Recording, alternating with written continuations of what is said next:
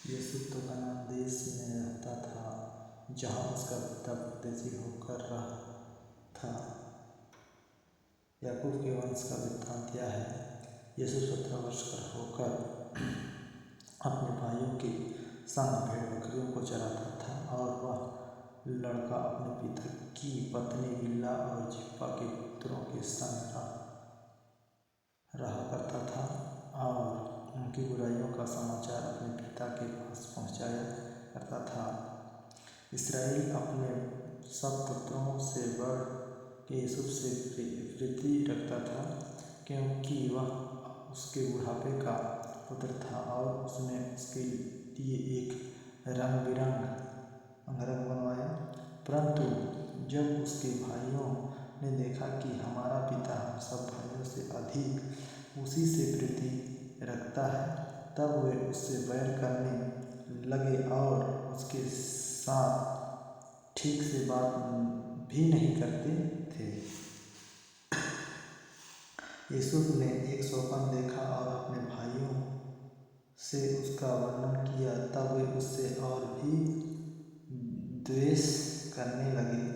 उसने कहा, जो स्वप्न मैंने देखा है उसे सुनो। हम लोग खेत में पूले बांध रहे हैं, और क्या देखता हूँ कि मेरा फूला उठकर सीधा खड़ा हो गया।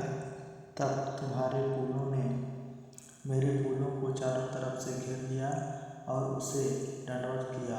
तब उसके भाइयों ने उससे कहा, क्या सचमुच तू हमारे ऊपर राज करेगा, या क्या सचमुच तू हम पर प्रभुत्व करेगा? इसलिए वे उसके स्वप्नों और उसकी बातों के कारण उससे और भी अधिक बैर करने लगे।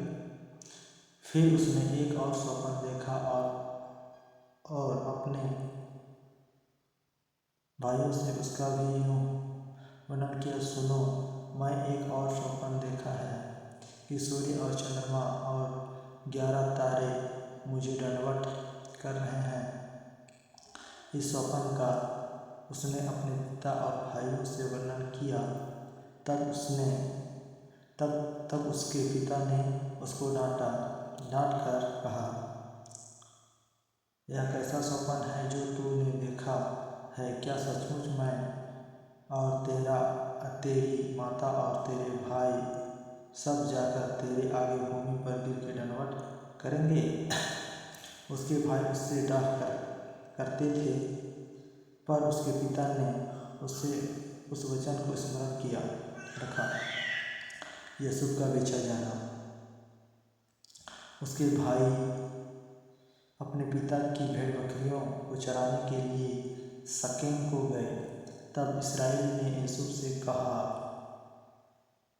तेरे भाई शकेम ही में भेड़ बकरी चरा रहे होंगे, इसलिए जा, मैं तुझे उसके पास भेजता हूँ। उसने उससे कहा, जो आज्ञा मैं हाजिर हूँ।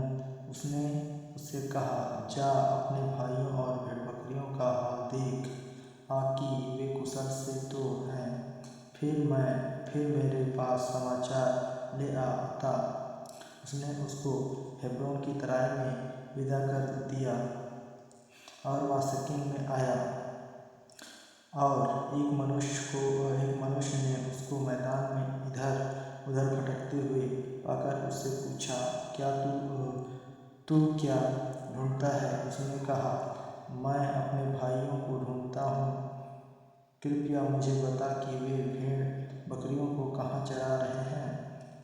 उस मनुष्य ने कहा, वे यहाँ से चले गए हैं, और मैंने उसको यह कहते सुना, आओ हम दोतान को चलें। इसलिए यूसुफ अपने भाइयों के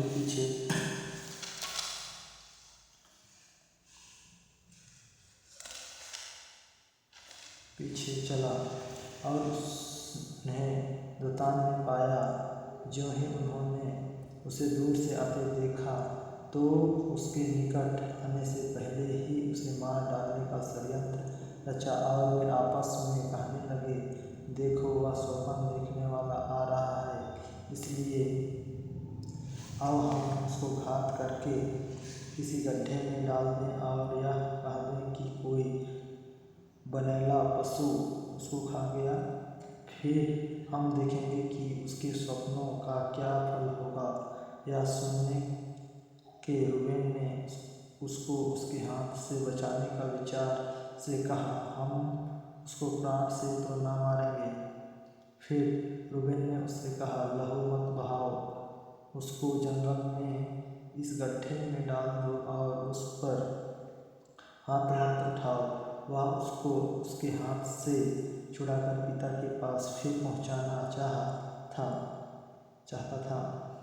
इसलिए ऐसा हुआ कि जब यूसुफ अपने भाइयों के पास पहुंचा, तब उन्होंने उसका रंग बिरंगा अंगरख जिसे वह पहने हुए था उतार लिया और यूसुफ को उठाकर गड्ढे में डाल दिया। वह गड्ढा सूखा था और उनमें कुछ